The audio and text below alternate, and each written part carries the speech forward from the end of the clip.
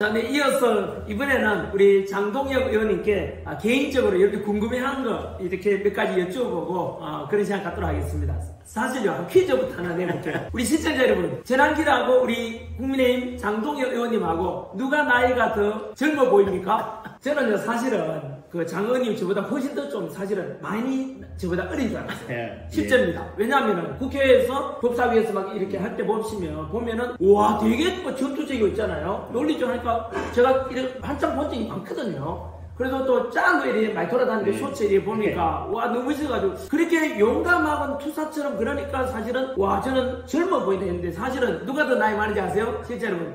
장군이 좀 한 살 더 많습니다. 그래서 저 좀 놀라운데요. 근데 공통점도 있습니다. 왜냐면 저도 가난한 농부아들인데 장군님도 그 충남 보령 가난한 농부아들이고 간단히 좀 소개 좀 해드릴게요. 가난한 농부아들이었고 그 다음에 또 학벌은 와 끝장입니다. 네, 시골 학교 다녔지만 그 가난을 극복하고 서울대 학교가 서울대에 다니셨고 서울 다니면 놀랍게도 행정고시 91년 합격, 행정고시 합격. 그러다가 사법고시까지 양식회사 하신 엘리트 중에 엘리트입니다. 그리고 40회사 하고 난 뒤에 또 워낙 또 성적 우수하니까 대전지방법원의 판사, 그 유명한 우리 지기현 판사로 유명한 서울중앙지법 판사, 그리고 광주지법 부장판사까지 지내신 최고의 엘리트입니다. 여러분 어떻습니까? 진짜 가난하게 자라셨어요?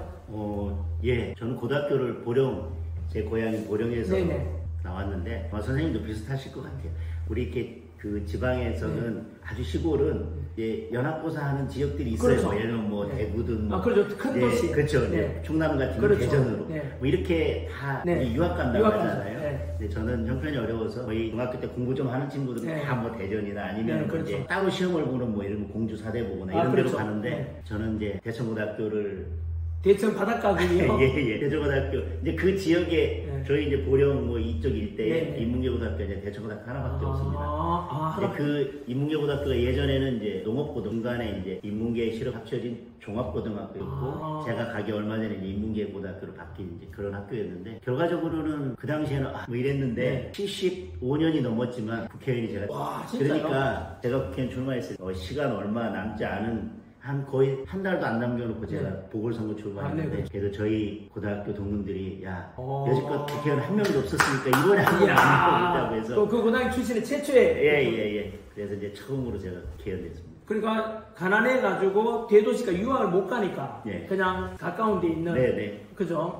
그런데도 지나고 보니까 오히려 더 잘 돼. 그럴 수 있지 않습니까? 그래서 여러 생각들을 많이 했습니다. 처음에는 원래도 법조인이 되고 싶었는데 고등학교 때 이제 뭐 여러 가지 상황이 안 되고 뭐 이제 고등학교 때도 늦게 정신 차려서 공부를 하다 보니까 서울대 법대를 못 갔으니까 이제 법대가 아니니까 뭘 할까 하다가 이제 행정고시를 하게 되고 근데 행정고시 하다가 그래도 내 꿈은 이게 아닌데 그래서 다시 이제 근무를 하다가 사표 쓰고 나와서 다시 이제 한 거거든요. 이제 88년도에 이제 입학해서 88학번인데 91년도에 행실 합격하고 2001년도에 사법시험을 합격했으니까 또 갭이 많네요. 공무원 생활 10년 그죠? 10년을 제가 돌아왔습니다. 그래서 그때는 어떤 생각을 했냐 인생 이렇게 너무 돌아왔다.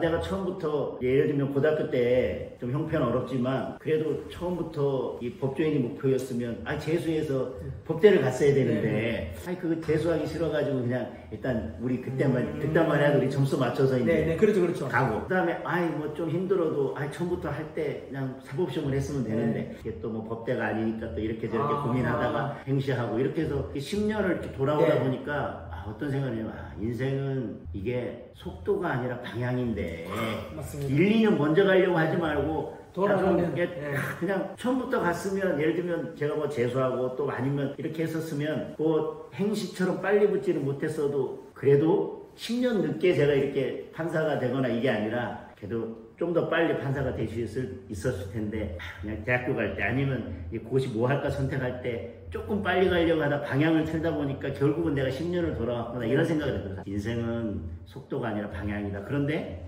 또 그 또 지금 지나고 나니까 네. 그럼에도 불구하고 내가 주어진 데에서 뭔가 최선을 다하고 뭔가를 하고 하니까 그렇죠. 지금은 정치할 때는 시골 학교 나온 것도 그렇죠. 도움이 되고 그렇죠. 행정고시 공무원 했던 것도 네. 도움이 되고 판사 했던 것도 도움이 되고 그리고 제가 그렇게 힘든 과정을 통해서 계속 도전하면서 싸워왔던 것도 또 제가 지금 또 큰 인생을 자산이 살아가는데 큰 되죠. 네. 자산이 되고 그래서 그렇죠. 한때는 그런 생각이 했는데 또 굳이 그럴 게 아니라 그때 최선을 다해서 뭔가 하다 보면 그것들이 합쳐져서 또 새로운 길이 열리기도 하는구나라는 생각을 요즘은 하게 됩니다. 그렇죠. 저도 강사 생활하면서 이제 수능 강사를 12년 했거든요. 네. 12년 하면서도 마찬가지 학생들이 자기 원하는 대학에 못 갔다고 막 하잖아요. 네. 하지만 좀 멀리 봐라. 네. 왜냐하면 그러니까 좀 잘 됐다고 해서 좋아할 것도 아니고 좀 못 됐다고 해서 너무 슬퍼할 거 아니다. 왜냐하면 이 삶이라는 것은 지나보면은 알 수 있다. 그 당시에는 알지를 못한다 했는데요. 그래서 시험에 떨어진 애들을 보고도 제가 그런 위로를 많이 했는데 바로 장동혁 의원님 보면서 그런 생각이 들어요. 제가 뭔가 이렇게 인생에서 큰 변화를 할 때마다 어떤 계기도 있었지만 역할을 하는 사람이 있더라고요. 어떤 그 누군가를 만나는 것이 인연이 돼서 그런 변화의 계기가 되는데 그래서 인생은 내가 지금 계획했던 내가 지금 좋다고 생각하는 자리에 가는 것이 잘 되는 게 아니라 하나님은 내가 만나야 될 사람, 지금 있어야 될 내가 가고 싶은 자리가 아니라 하나님께서는 내가 있어야 할 자리에 그 사람을 갖다 놓고 만나야 될 사람을 만나게 해주시고 그것이 계기가 돼서 또 변화와 도전의 계기를 주시기 때문에 뭐 내가 지금 있는 자리가 내가 원래 원했던 자리, 내가 가고 싶었던 자리가 아닐지라도 지금 나에게 왜 이 자리가 있고 나는 여기에서 뭘 하기를 원하기 때문에 내가 왜 이 자리에 와 있는가를 잘 고민해 보면 늘 새로운 길이 열리고 또 새로운 도전의 문은 열린다고 생각합니다. 크리스찬이시죠? 네. 그죠. 그러니까 우리 옛날 책 중 긍정의 힘이라는 베스트셀러가 있었는데 그것처럼 저도 개인적으로 크리스찬으로서 그게 굉장히 힘이 되더라고요. 어렵고 이럴 때 왜 나에게 이런 일이 아니라 알고 보니까 그게 하나님의 뜻이었고 그것을 이제 준비시키기 위한 잘되기 위한 과정으로 이렇게 해석하면은 긍정에 대해서도 굉장히 그래 어려울 때 극복하게 되는 힘이 또 신앙도 굉장히 크더라고요. 제가 2020년에 사실은 처음 출마했었거든요. 21대. 근데 거기에서 낙선하고 정말 2년간 고생하고 2022년에 이제 우리 김태웅 지사님께서 국회의원 하다가 갑자기 도지사로 가시면서 제가 고향으로 가서 처음엔 대전에서 출마했는데 한 달도 안 가는 경우는 그 고향으로 가서 보궐선거로 이제 당선돼서 지금 이제 재선을 하는 거예요. 그런데 제일 처음에 저는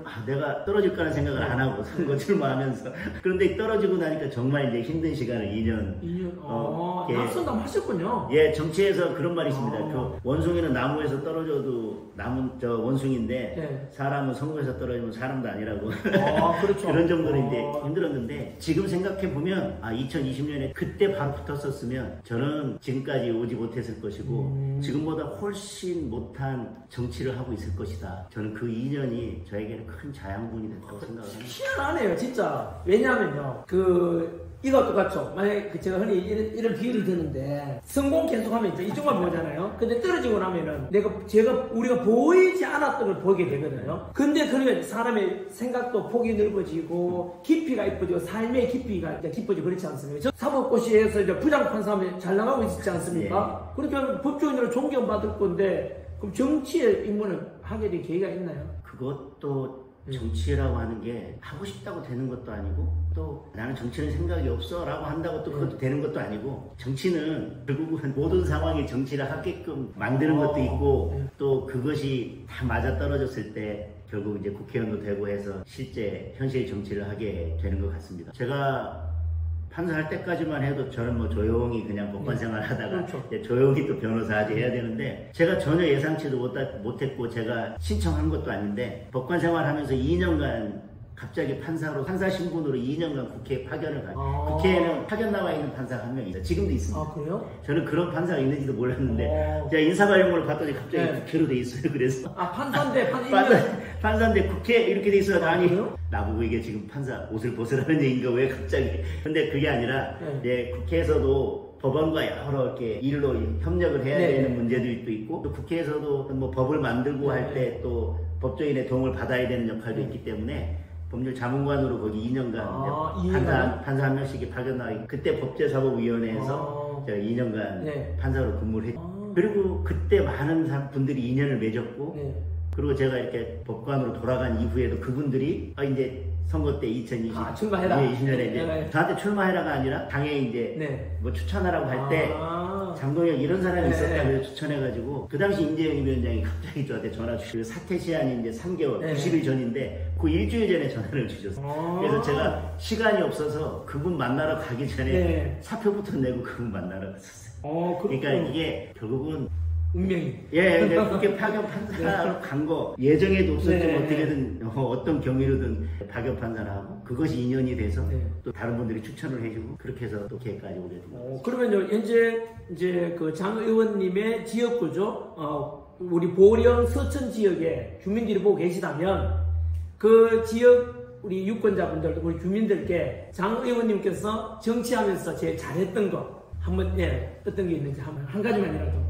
우선 제가 이렇게 처음에 대전에서 시작했다 보령으로 넘어올 때는 그렇죠. 고민도 많고 또 가야 되나 말아야 되나 큰 고민들을 했었고 처음에는 못 가겠다. 근데 당에서 가라 그래서 이제 한 달도 안 남겼고 왔지만 제가 그때 고향에 가서 좀 한 달도 안 남은 상황이니까 얼마나 좀 두렵겠습니까 선거. 상대 후보는 거의 거기서 30년간 계속 정치를 해왔고 뭐 군수 3번 뭐 충남 뭐 부지사 뭐 청와대 행정관 비서관 다 했던 사람인데 그런데 그래도 일단 고향에서 정치를 하겠다라고 마음먹고 선택했던 그게 지금 생각하면 가장 잘한 선택이 아니었나 생각이. 네, 좋습니다. 이번에는요, 이제 마지막 주제가 되겠는데요. 저희 이제 방송 보시는 분 중에서 사실 2030, 물론 장 의원님도 2030에 대한 최고의 어떤 뭐라 하죠? 셀럽 중에 한 분이신데요.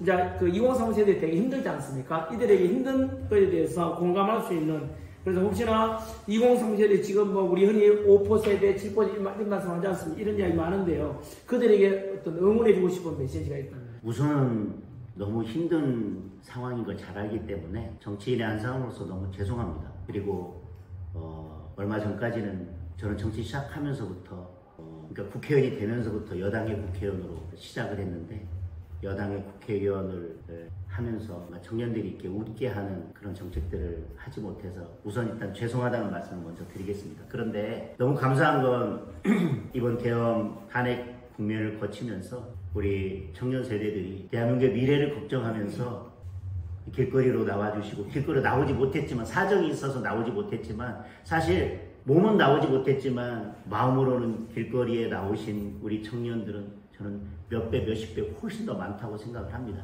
그분들의 마음은 한결같을 것입니다. 대한민국이 정말 제대로 된 그리고 우리가 살아가면서 우리가 자유롭게 호흡하고 자유롭게 생각하고 내가 원하는 것들을 이룰 수 있는 그런 기초가 튼튼하게 세워져 있는 대한민국이 됐으면 좋겠다. 그런데 어느 날 돌아봤더니 계엄이라는 사건을 통해 돌아봤더니 그 기초가 다 무너져 가고 있구나. 이거 큰일 났구나. 나도 큰일이지만 그럼 우리 다음 세대는 정말 그럼 어떻게 하는 것인가라는 그 위기감 때문에 거리로 나오시고 또 마음으로 거리에 나와 주셨다고 생각합니다. 그래서 일단 그와 같이 마음을 모아주신 것에 대해서 너무너무 감사하고 저는 이제 정치인으로서 물론 청년들의 일자리나 주거나 아니면 또 이렇게 결혼해서 이렇게 출산 그리고 육아 지원 이런 부분들에 대해서 저희들이 당연히 정책적으로 지원하고 도움을 드려야 되는 것은 정치인에 너무 당연한 것이지만 국민의힘 국회의원으로서 우파 정당의 국회의원으로서는 여러분들께서 이번 추운 겨울에 눈보라 맞으면서 걱정해 주셨던 대한민국이 자유민주국가로서 우리가 공기처럼 마시고 당연하다고 생각했던 그 자유가 당연한 것이 아닐 수도 있겠다고 하는 그 위기감 때문에 지금 응원해 주시는 그 마음을 그대로 담고 그런 자유민주주의를 지키기 위해서 그런 기초를 튼튼히 세워서 대한민국이 올바로 설 수 있도록 하기 위해서 최선을 다하겠습니다. 끝까지 마음을 모아주시고 저도 여러분들과 끝까지 함께 하겠습니다. 멋있습니다. 시청자 여러분, 제가 금방 말씀 들으면서 이런 생각이 있어요. 헌법재판소의 그 재판관들 우리 생각하면 너무나 국민의 뜻과도 저버리고 절차도 무시하고 마음대로 정책 판결하는 그런 판사 재판관들 보다가 금방 장 의원님 이렇게 이야기 나누면 이분이 재판 만약에 내가 뭐 잘못해서 법원에 갔다면은 이 정도의 양심 있고 참 멋진 판사님 계셨으면 얼마나 좋겠는가 이런 생각이 들고요. 또 국회의원으로서 또 일단 제가 이런 국회의원이면 참 우리나라 국민들 믿고 갈 수 있겠다. 얼마나 참 2035 세대들에게 바라는 그런 정치인의 상이 아닐까 그런 두 번째 생각이 들었고요. 그래가지고 방송 좋았고 참 감사합니다. 너무 좋습니다. 초대해 주셔서 고맙습니다. 네, 고맙습니다. 고맙습니다. 감사합니다. 우리 시청자 여러분 감사합니다.